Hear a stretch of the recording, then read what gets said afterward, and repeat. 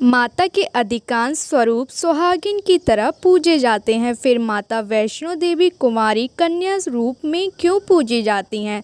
त्रिकूट पर्वत पे विराजने वाली माता वैष्णो देवी का धाम माँ जगदम्बा का जागृत पीठ है। माता वैष्णो देवी के भक्त दुनिया भर से आते हैं और माता की मनोकामना पूर्ति का वरदान लेकर जाते हैं। माता वैष्णो देवी में सिंदूर चढ़ता है, सुहागन का आशीर्वाद भी मिलता है, परंतु माता कुंवारी रूप में है। इसके पीछे एक पौराणिक कथा है जो इस प्रकार से है। त्रेता युग की बात है। दक्षिण भारत के रामेश्वर में समुद्र तट पर एक सुंदर गांव था। रत्नाकर पंडित यहीं रहते थे। रत्नाकर शिवजी और माँ आदिशक्ति के बड़े भक्त थे। गांव शहर में रत्नाकर का मान तो बहुत था, पर उन्हें कोई संतान ना थी। रत्नाकर की पत्नी हमेशा माँ आदिशक्ति से संतान प्राप्ति के लिए प्रार्थना करती रहती थी। उन्होंने लगातार कई वर्षों तक माँ की पूजा अर्चना की। कई सालों से संतानहीन रत्नाकर की पत्नी की प्रार्थना एक दिन माँ ने सुन ली। वह गर्भवती हुई तो एक रात रत्नाकर के सपने में एक बालिका ने आकर कहा, मैं तुम्हारे घर आ रही हूँ, पर एक शर्त पर। मैं जो कुछ करना चाहूँ रोकोगे नहीं। पुजारी और सिद्ध पंडित रत्नाकर को ये आभास हो गया कि माँ आदिशक्ति के सत, रज और तम को दिखाने वाले तीन रूप महासरस्वती, महालक्ष्मी और माँ दुर्गा ने मिलकर ही इस कन्या का रूप लिया है। नियत समय पर इस दिव्य कन्या का जन्म हुआ। रत्नाकर को यह भी पता चल गया था कि यह कन्या माँ आदिशक्ति ने धर्म की रक्षा के लिए ही प्रकट की है। रत्नाकर उसी भाव से कन्या का लालन पालन करने लगे। तीनों महाशक्तियों के मिलने के उस स्वरूप को उन्होंने त्रिकुटा नाम दिया। त्रिकुटा का स्वभाव जन्म से ही अनूठा था। बचपन से ही वह पूजा पाठ और धार्मिक कार्यक्रमों को देखकर प्रसन्न होती। अभी 10वां साल शुरू भी नहीं हुआ था कि त्रिकुटा को यह पता चल गया था कि भगवान विष्णु ने भगवान श्री राम के रूप में धरती पर अवतार ले लिया है। त्रिकुटा ने यह व्रत ले लिया कि वह भगवान श्री राम से ही विवाह करेंगे, अन्यथा आजीवन अविवाहित रहेंगे। त्रिकुटा ने अपने पिता से कहा कि वह रामेश्वर के तट पर रहकर तपस्या करना चाहती हैं। शर्त है के अनुसार रत्नाकर ने उसे नहीं रोका। 10 वर्ष की उम्र से ही त्रिकुटा समुद्र तट पर एक कुटी बनाकर रहने लगी। वह भगवान श्री राम को पति मानकर उनको पाने के लिए कठोर तप करने लगी। इसी तरह घोर तप करते त्रिकुटा को बहुत बरस बीत गए। सीता हरण के बाद भगवान श्री राम लक्ष्मण के साथ दल बल लेकर सीता की खोज करते हुए रामेश्वर पहुँचे। श्री राम को पुल बांधने तक यहाँ ठहरना था। भगवान एक दिन विचरण कर रहे थे, तभी समुद्र तट पर एक तेजस्विनी ध्यानमन कन्या को देख बहुत चकित हुए। उस कन्या के ओज और आभा से वह स्थान अलग ही रोशनी से प्रकाशित हो रहा था। भगवान श्री राम कौतूहलवेश्वर इस कन्या के तपोस्थल तक पहुँचे। प्रभु ने उस कन्या से पूछा, तुम कौन हो देवी, और इतनी कम उम्र में इतना कठोर तप क्यों कर रही हो? ऐसी क्या अभिलाषा है जिसके लिए ऐसा घोर तप करने की विवश हो?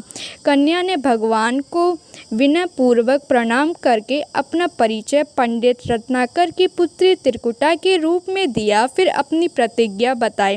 त्रिकुटा जान गई थी कि उनके सामने साक्षात भगवान श्री राम ही खड़े हैं, इसलिए उन्होंने निवेदन किया कि आप मुझे पत्नी के रूप में स्वीकार कर लें।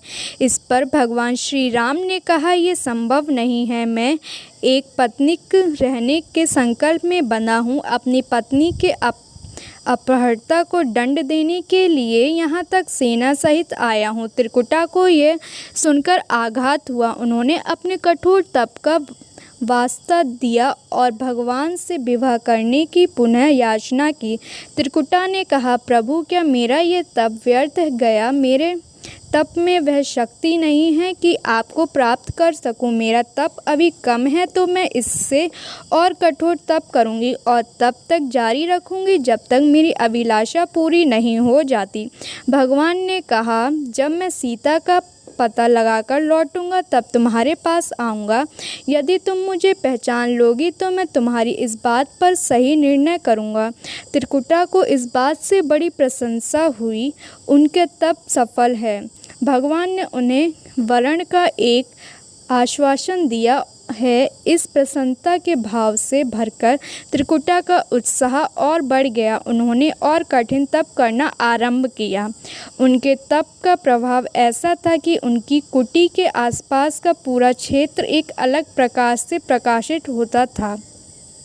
प्रभु राम लंका विजय के बाद माता सीता और लक्ष्मण जी के साथ पुष्पक विमान पर सवार होकर लौट रहे थे तो उन्हें त्रिकुटा को दिया अपना वचन भी पूरा करना था। रामेश्वर के तट पर पहुंचते ही भगवान ने विमान रुकवा दिया। सभी कौतूहल में पड़ गए तो प्रभु ने उन्हें कुछ पल की प्रतीक्षा करने को कहा। उसके बाद वह अकेले ही चल पड़े।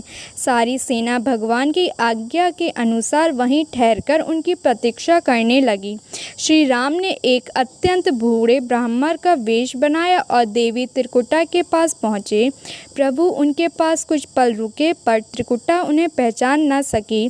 भगवान ने उन्हें अवसर दिया पर उनकी लीला को देवी त्रिकुटा भाप न पाए। तब भगवान श्री राम अपने असली रूप में आ गए। उन्होंने त्रिकुटा से कहा, देवी मैं आपको दिए वचन के अनुसार आपके पास आया था परंतु आप इस परीक्षा में सफल ना हो पाए। वैसे भी इस जन्म में सीता से विवाह कर मैंने एक पतिव्रत का प्रण लिया है, इसलिए तुम्हारे साथ विवाह तो असंभव ही था। देवी त्रिकुटा कुछ निराश हो गई। भगवान ने उनकी मन स्थिति समझ ली और मधुर वचन में बोले, आपको निराश होने की आवश्यकता नहीं।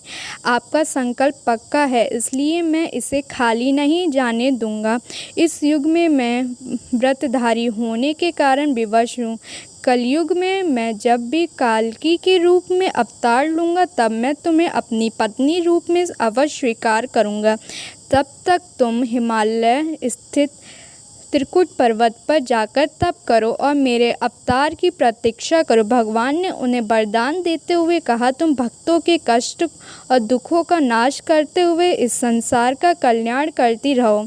विष्णु का अंश होने, उनके कुल में अवतार लेने तथा विष्णु पूजक होने के नाते सारा संसार तुम्हें माता वैष्णो देवी के रूप में पूजेगा। कलयुग में तुम्हारे लिए कुछ भी अदय नहीं होगा। जो भी भक्त भक्तिभाव से तुम्हारा पूजा अर्चना करेगा उन्हें तुम स्वर्ग प्रदान करोगे। भगवान श्री राम यह वरदान देकर चले गए।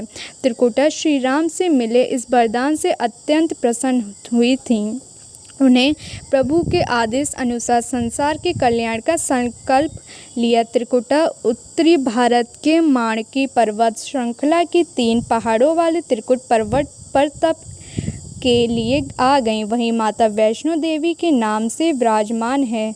श्री हरि का वरदान उन्होंने कारण वैष्णो माता भक्तों की सभी मनोकामनाएं पूरी करती हैं, इसलिए माता का स्वरूप कुमारी का है। वह श्री हरि के कल की अवतार की प्रतीक्षा कर रही थी। उस अवतार के बाद भगवान उन्हें स्वीकारेंगे। आपको ये पौराणिक कथा अच्छी लगी हो तो वीडियो को लाइक करें, चैनल को सब्सक्राइब करें। Thank you.